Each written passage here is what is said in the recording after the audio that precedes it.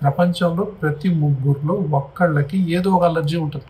సరి అయిన సమయంలో సరి అయిన వైద్యుడిని సంప్రదించి సరి అయినటువంటి ట్రీట్మెంట్ కనుక మనం తీసుకున్నట్లయితే జీవితం అనేది సరైన మార్గంలో నడుస్తుంది.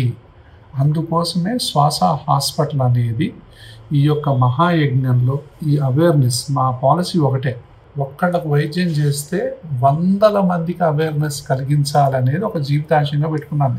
కాబట్టి ఈ ఇండోర్ పొల్యూషన్ నుంచి, ఈ అవుట్డోర్ పొల్యూషన్ నుంచి, ఈ పర్ఫ్యూమ్ నుంచి, ఇంట్లో వచ్చేటటువంటి ఎన్నో రకాలైనటువంటి పొగలు, అగరబత్తీలు, వీటన్నింటి నుంచి సంస్కృతి సాంప్రదాయాల్ని కాపాడుకుంటూ మనం వీటికి any smell is pollution, any smoke is pollution, any dust including face powder is pollution, any cool item దూరంగా ఉండండి.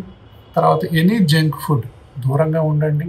ప్రకృతికి సంబంధించింది ప్రకృతికి ఎంత దగ్గరగా ఉంటే మన ఆరోగ్యం అంత బాగుంటుంది.